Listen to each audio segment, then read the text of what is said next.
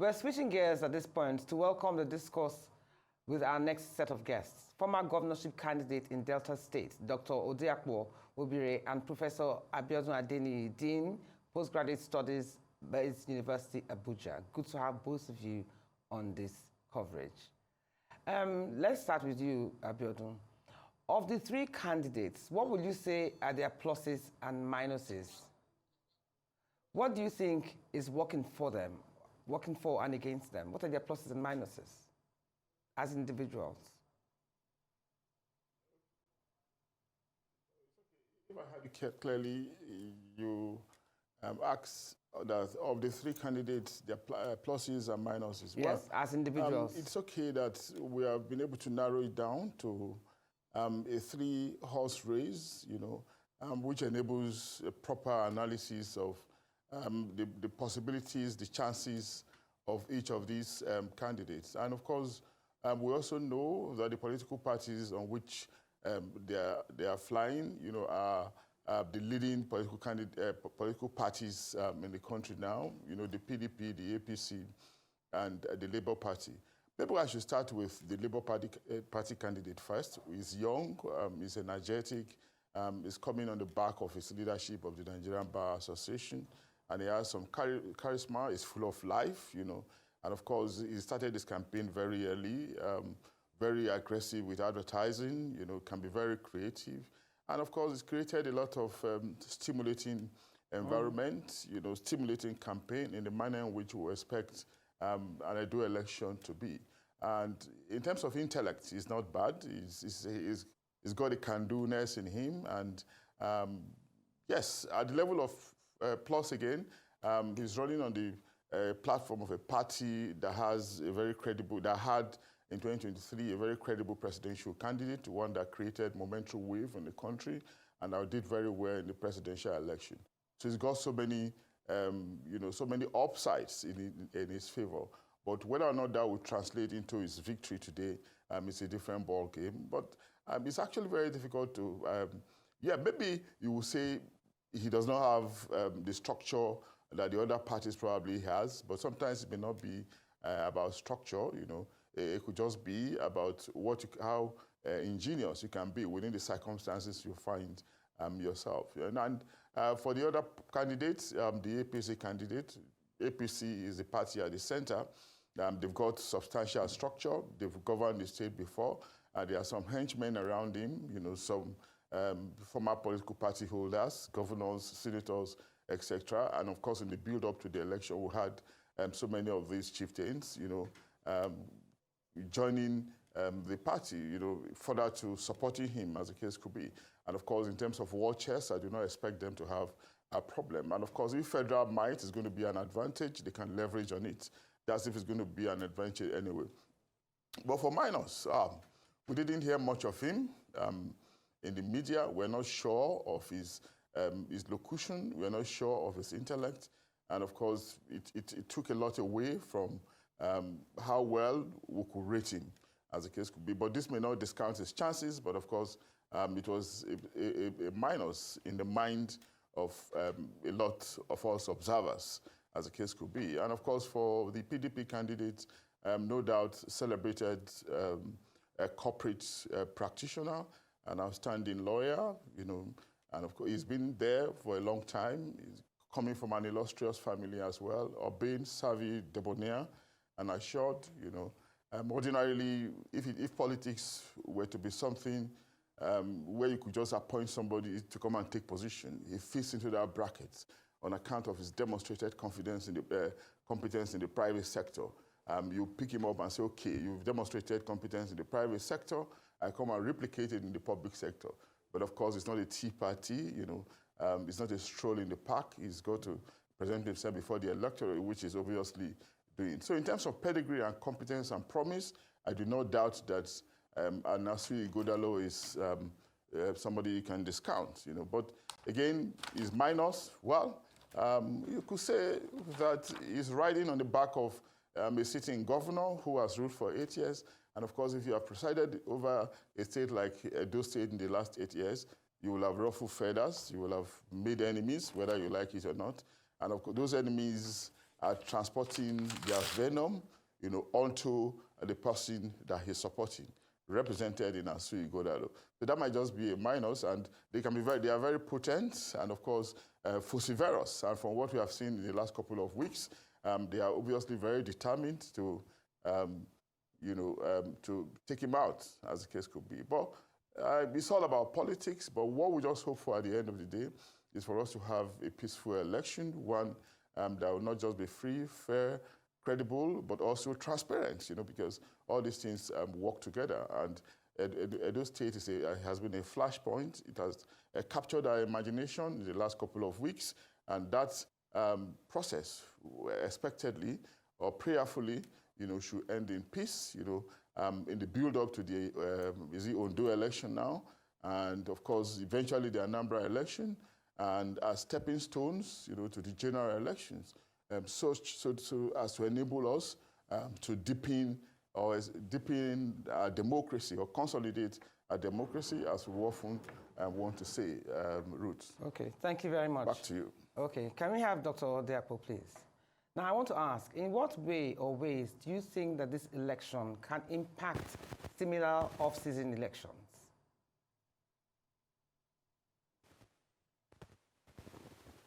Well, we have seen so much about this Edo election in the past weeks. And off-season elections are more tedious from the way things are going at the moment. You can see the number of policemen, the number of security people that are deployed to just Edo alone.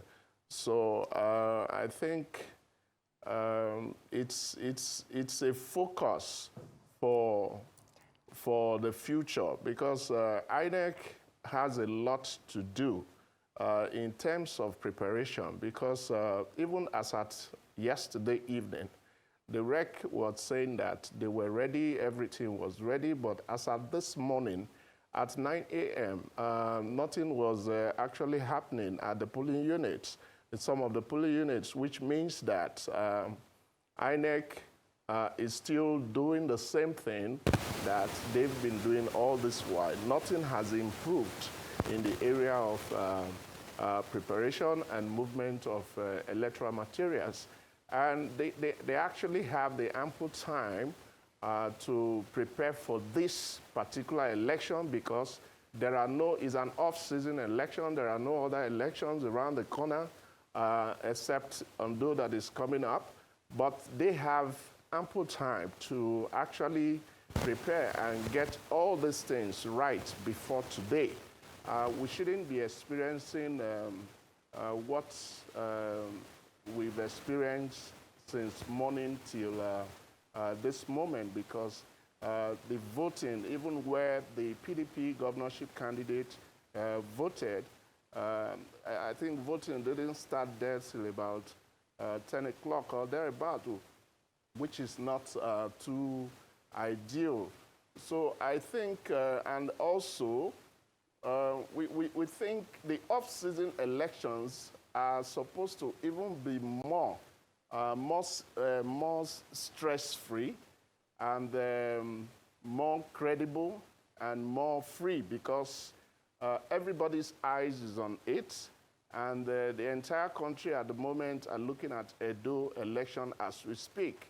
And but we hope that at the end of today's election, we'll be able to give both the participants, those who are contesting, INEC that is conducting election, and those that are exercising their franchise at this moment. At the end of the day, we should have a credible, free, and fair election.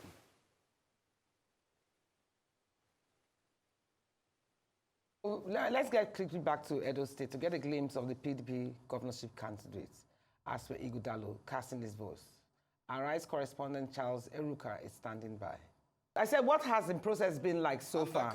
Has there been relative peace, or has there been any disruptions in the process? Can you hear me? Thank you very much. So far, yes, I can hear you. Oh, go I ahead. can hear you loud and clear. I said, have there been peace, relative peace? So far, so good. Absolutely. We have not had any rumors, even rumors of violence anywhere. Of course, with an exercise like this, you definitely would have situations where there is tension. But then what is very unique about this kind of election is that it's a one-state election, and almost the entire security apparatus of the Federal Republic of Nigeria has been mobilized into Edo State. So even if there were intentions or projections of violence anywhere, that has been effectively checkmated, at least where we have been in Edo Central, by the heavy presence of security officials. For instance, here at the Okpuje demonstration primary school in Uromi, where you have a sizable crowd here, you also have a matching sizable crowd of security officials. And moments earlier, a leading police officer drove into this place. I didn't have enough time to talk to him, but I know that he was a high-ranking official. He did drive into this place to check out what's going on, and he stayed about 5-10 minutes before leaving for another location.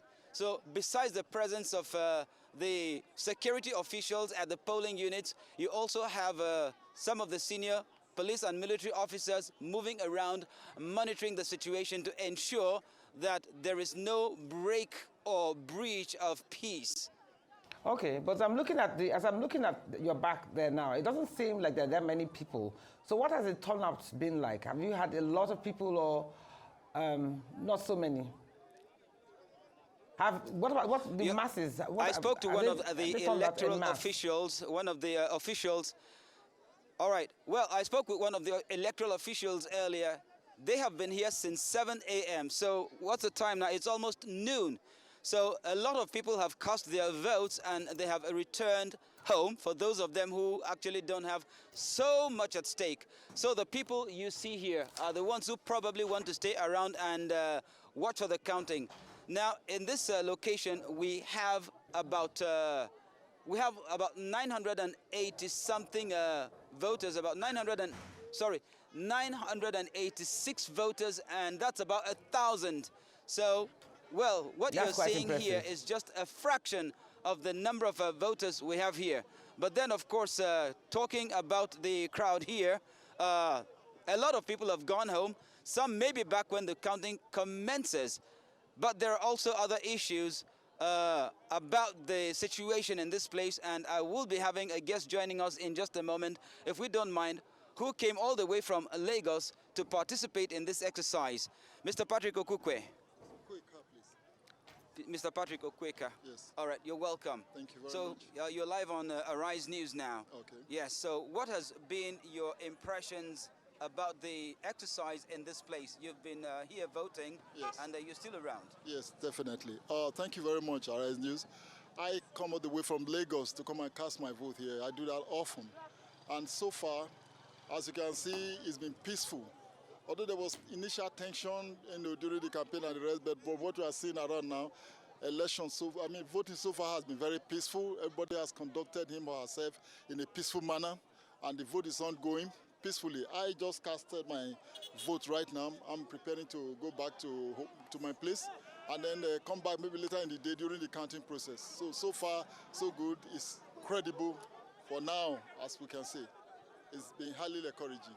Absolutely. Yes. What about the turnout? That's one of the questions our station would want to know. What about the turnout? Because it appears some people have gone home. So what was it like when you first came in here?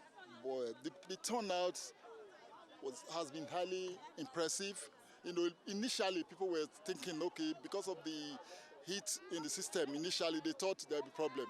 But some people voted and they went back home and told them, look, it's peaceful. That's why you find they are coming in trickles. A lot of people are still going to come. Some has come, they've casted their vote, they've gone back. If you check the register now, you find out that a lot of people have casted their vote, just like myself. So people will still come, people will cast their votes now that they know the election is peaceful. Certainly they will come. Like you said, we have over 1,000 voters in this center, and so are the other different centers within the location. And everybody, they are happy and they are voting peacefully. I must commend the process for now. Certainly.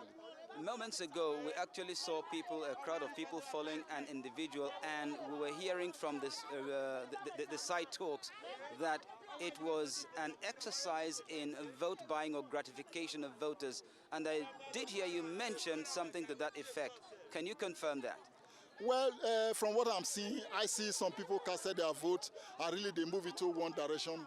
What for, I cannot really say, but definitely, I know in an election like this, there may be one or two incidents of those kind of vote buying, but I cannot confirm categorically now because I've not seen anybody counting money that, okay, is vote buying. But certainly things like that must be happening somehow. If not, they will not be guarding around some individuals.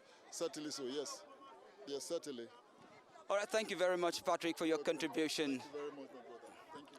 Well, then, that is one area of controversy we probably needed to have confirmed because, indeed, I mean, he was actually being diplomatic, but, well, it is something that we observed here, a very strange phenomenon, but if we have not seen anyone counting any money here, then, of course, we cannot say categorically that that's what's happening, although there will always be side talks, and then from there you can actually deduce that something like that must just be going on.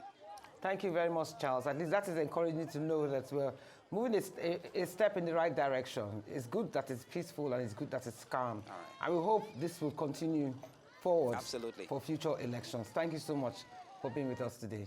Thank you, Dr. Abiodun. Thank you, Abiodun, and thank you, Dr. Odeakpo, for being with us this morning. And that brings us to the end of this segment on this special coverage of Edo Decides 2024. Newsday continues the coverage. Many thanks for staying with us.